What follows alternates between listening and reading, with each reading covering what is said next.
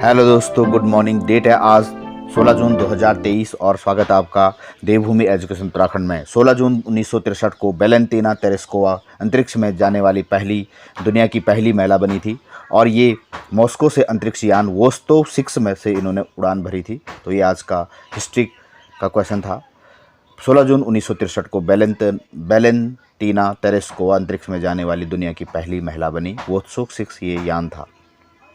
Next news है 25 दिन में सचिवालय रक्षक भर्ती पूरी, अंतिम परिणाम जारी। पेपर लीक के सदमे से निकलने के बाद उत्तराखंड अधीनस्थ सेवा चयन आयोग द्वारा महज 25 दिन के भीतर सचिवालय रक्षक भर्ती पूरी कर दी गई।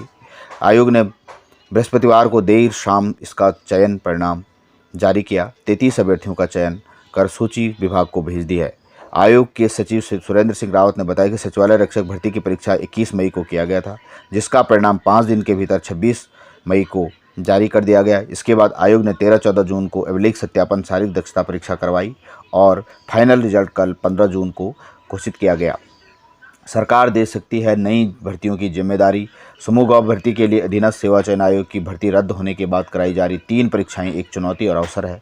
अगर तीनों परीक्षाएं पारदर्शी और शुचितापूर्ण रही तो सरकार जल्द ही नई भर्तियों की जिम्मेदारी आयोग को दे सकती है। इसके लिए आयोग के अध्यक्ष मार्तोलिया पूर्व में ही शासन को पत्र भेज चुके हैं। नेक्स्ट अपडेट है सहायक लेखाकार परीक्षा का परिणाम जारी। 637 अभ्यर्थियों का हुआ चयन। उत्तराखंड लोक सेवा आयोग द्वारा बृहस्पतिवार को सहायक लेखाकार परीक्षा का परिणाम जारी कर दिया गया, जिसमें 637 अभ्यर्थियों का चयन इस परीक्षा से किया गया। इनका अभिलेख सत्यापन जून और हिंदी टंकण परीक्षा का आयोजन अगस्त में किया जाएगा। आयोग के सचिव गिरधारी सिंह रावत ने बताया कि 7 मई को सहायक लेखाकार परीक्षा का आयोजन कराया गया था और जिसका आंसर की और रिजल्ट जारी कर दी गई और परीक्षा में टोटल 637 कैंडिडेट्स का चयन हुआ। आयोग ने एक परीक्षा से एक सवाल को मूल्यांकन से हटा दिया। जारी हुई आंसर की के मुताबिक प्रश्न पत्र की सीरीज ए में सवाल 58 नंबर पर, बी में 32, सी में 17 और डी में सवाल 1 नंबर को हटाया गया। 99 सवालों के आधार पर मूल्यांकन किया गया। सही प्रश्न के लिए 1.0101 अंक दिए गए, गलत के लिए 0.2525 अंकों की नेगेटिव मार्किंग की गई। नेक्स्ट करंट अफेयर अपडेट है 1964 में हनुमान मंदिर की स्थापना की गई थी। आगरा जिले के अकबरपुर गांव में जन्मे बाबा नीम करौली का वास्तविक नाम लक्ष्मी नारायण शर्मा था। तो ये जीएस की दृष्टि से महत्वपूर्ण टॉपिक है, एग्जाम में पूछा जा सकता है कि बाबा नीम करौली जो 15 जून को जो मेला लगता है कैंची धाम, जो फेमस मेला लगता है, वहाँ पे बाबा नीम करौली द्वारा इसकी स्थापना की गई थी हनुमान मंदिर की 1964 में।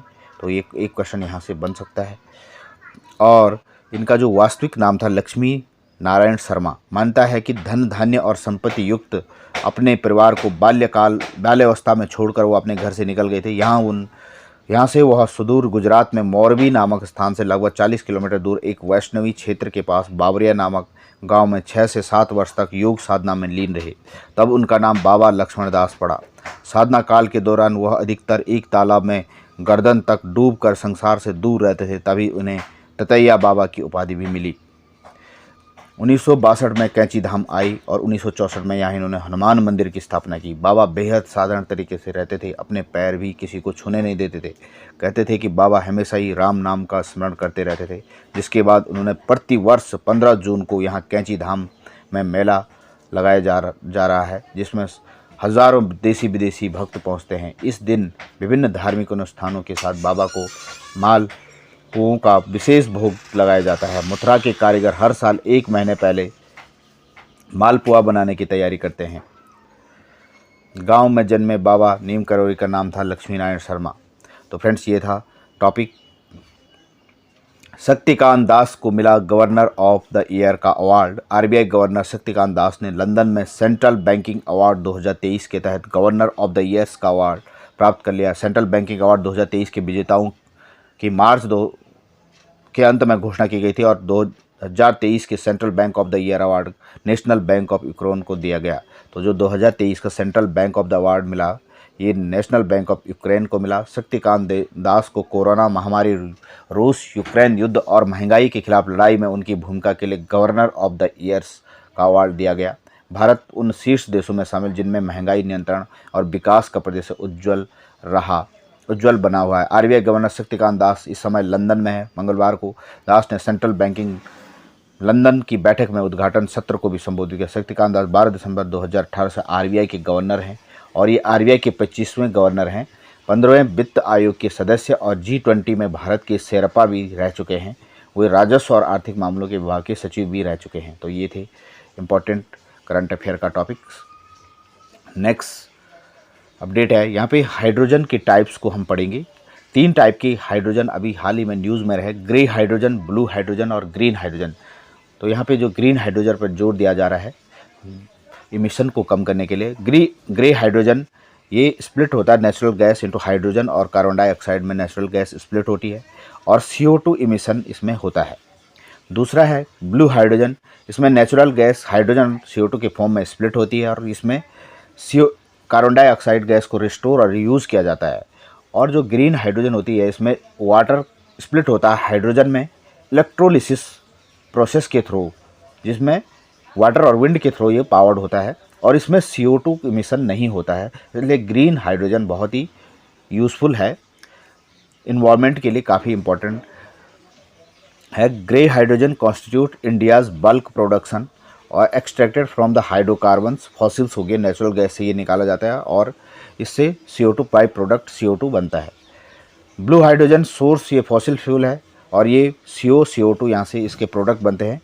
ये by products are captured and stored और बेटर देन ग्रे हाइड्रोजन से ये अच्छी है। Green hydrogen generated from renewable energy source, जो से सोलर एनर्जी, विंड एनर्जी होगी, यहाँ से ग्रीन हाइड्रोजन जनरेट की जाती है और इसमें इलेक्ट्रिसिटी स्प्लिट वाटर, हाइड्रोजन और ऑक्सीजन को, वाटर इंटू हाइड्रोजन और ऑक्सीजन को अलग किया जाता है और वाटर वेपर के रूप में इसको प्रोडक्ट इसमें निकलते हैं। तो ये थे हमारी topic hydrogen, grey hydrogen, blue hydrogen और green hydrogen.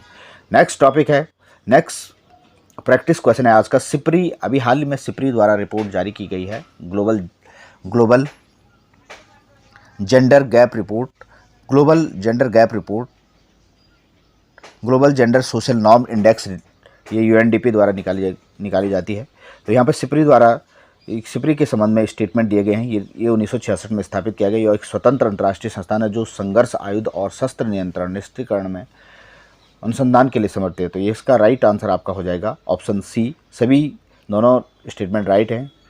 SIPRI established in 1960, it is an independent international institute dedicated to research into conflict, armament, arm control, disarmament. It provides data analysis, recommendation based on the open source to policy maker, researcher and media and interested public.